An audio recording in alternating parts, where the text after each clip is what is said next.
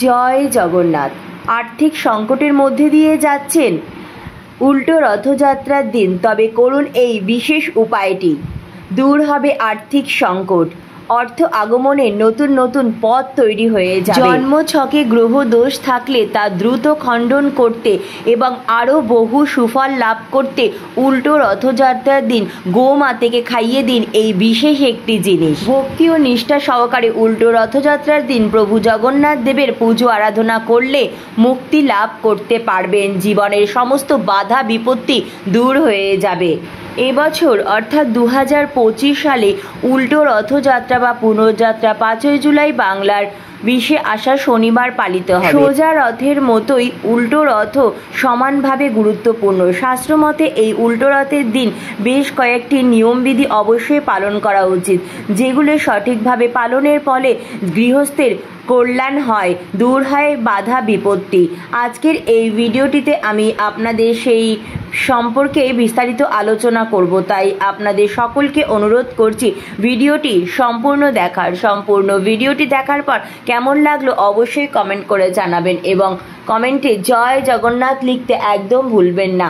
ভিডিওটি ভালো লাগলে লাইক, শেয়ার ও নতুন বন্ধুরা প্লিজ চ্যানেলটি সাবস্ক্রাইব করে পাশে বেল বাটনটি অন করে নেবেন, যাতে আমার পরবর্তী ভিডিও নোটিফিকেশান খুব সহজেই আপনাদের কাছে পৌঁছে যায়। আর যে সকল বন্ধুরা অলরেডি চ্যানেলটি সাবস্ক্রাইব করে পাশে আছেন তাদের অসংখ্য ধন্যবাদ। তো চলুন বন্ধুরা আসা যাক মূল পর্বে। উল্টো রথযাত্রার দিন খুব সকাল সকাল পারলে ব্রাহ্ম মুহূর্তে শয্যা ত্যাগ করবেন।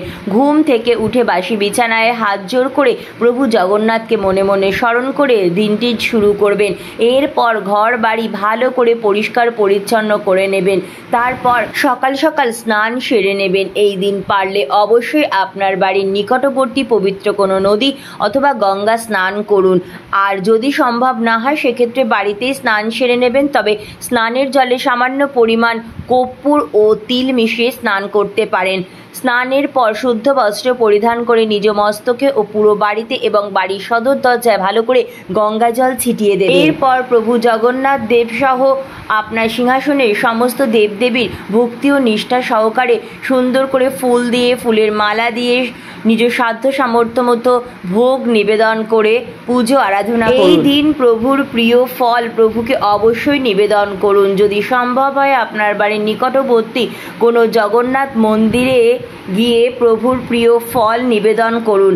শাস্ত্র মতে এতে আপনাদের সকল মনস্কামনা পূরণ হবে, আর্থিক উন্নতি ঘটবে, কর্মক্ষেত্রে বাধা বিপত্তি দূর হবে, আর্থিক জটিলতা থেকে দ্রুত মুক্তি পাবেন। অর্থ সংক্রান্ত নানান সমস্যায় সারা বছর আমাদের লেগে থাকে। কখনো পাওনা টাকা আদায়ের সমস্যা, কখনো আয় বৃদ্ধিতে বাধা দেখা দেয়। ঠিক তেমনি অনেকের সময় আর্থিক ক্ষয়ক্ষতি খুব ব্যাপকভাবে আমাদের ভীষণভাবে কষ্ট দেয়। আপনি অর্থ সংক্রান্ত নানা জটিলতার সম্মুখীন বারবার হলে শ্রী জগন্নাথ প্রভু বলরাম ও সুভদ্রা মহারানীর বিগ্রহে বা আলেখ্যতে গোলাপ ফুল অর্পণ করুন। এই কাজটি করলে মা লক্ষ্মী অত্যন্ত প্রসন্ন হবেন। রথযাত্রার সঙ্গে এই গোলাপ ফুলের বিশেষ সম্পর্ক রয়েছে। শাস্ত্রমতে এই বিশেষ তিথিতে প্রভু জগন্নাথ দেবের চরণে গোলাপ ফুল অর্পণ করলে সংসারের আয় উন্নতি বৃদ্ধি পায়। উল্টো রথযাত্রার গভীর আধ্যাত্মিক অর্থ রয়েছে। সোজা রথযাত্রায় প্রভু জগন্নাথ দেব তার ভাই বলরাম ও বোন সুভদ্রাকে নিয়ে মাসির বাড়ি কুণ্ডিজা মন্দিরে যান। সেখানে 1 সপ্তাহ অবস্থানের পর তারা আবার নিজ গৃহে ফিরে আসেন। এই যে ফিরে আসা, এটাই উল্টো রথ বা বাহুড়া যাত্রা। এই যাত্রাও কিন্তু অতি গুরুত্বপূর্ণ। এই শুভ তিথিতে 5টি শিশুকে পছন্দ মতো জিনিস সাধ্যমতো দান করুন। শাস্ত্রে উল্টো রথযাত্রার এই টোটকা উপায় বিধি পালন করলে আর্থিক শ্রীবৃদ্ধি ঘটবে। ঠিক তেমনি এই উল্টো রথযাত্রায় একটি লাল কাপড়ে 7টি নিখুঁত ফুল সমেত লবঙ্গ, 2টি কর্পূর, 7টি তুলসী পাতা ও 1টি গোলাপ শ্রী প্রভু জগন্নাথ দেবকে নিবেদন করুন। এই তিথিতে বিশেষ কয়েকটি মঙ্গল সামগ্রী প্রভু জগন্নাথ দেবকে অর্পণ করলে যে কোনো বাধা বিপত্তি অর্থাৎ কঠিন সমস্যা থেকে আপনারা দ্রুত বেরিয়ে আসতে পারবেন এবং আপনাদের সকল মনস্কামনা পূরণ হবে। উল্টো রথযাত্রার বিশেষ দিনটিকে গোমাতাকে অবশ্যই খাইয়ে দিন এই জিনিসটি। আপনাদের ভাগ্যের বিপুল পরিবর্তন আপনারা নিজেরাই লক্ষ্য করতে পারবেন। অবলা জীবজন্তুদের খাবার খাওয়ানো সবসময়ের জন্যই ভালো। তবে উল্টো রথযাত্রার মতো পবিত্র তিথিতে এই শুভ কাজটির সূচনা করলে খুব ভালো ফল আপনারা দ্রুত দেখতে পাবেন। পশু পাখিদের খাবার খাওয়ানোর মাহাত্ম্য হিন্দু শাস্ত্রে উল্লেখিত। শাস্ত্র মতে এটি পঞ্চবী কর্মের মধ্যে অন্যতম। পুরাণ অনুযায়ী গরুর মধ্যে ৩৩ কোটি দেবদেবীর বাস। অথর্ববেদ অনুযায়ী ধনু সদা নাম রয়ি নাম অর্থাৎ গরু সমৃদ্ধির মূল উৎস, ইতিবাচক শক্তিতে সমৃদ্ধ।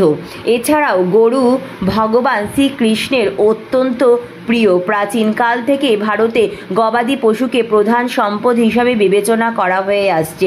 হিন্দু ধর্মগ্রন্থ ও বেদে আমরা গোরক্ষা, গো মহিমা, গোপালন ইত্যাদির অনেক কিছুর উল্লেখ পাই। সমুদ্র মন্থনের সময় যে 14টি রত্ন উত্থিত হয়েছিল তার মধ্যে গরু অন্যতম, যা কামধেনু গরু রূপে সমুদ্র মন্থন থেকে রত্নরূপে প্রাপ্ত হয়েছিল।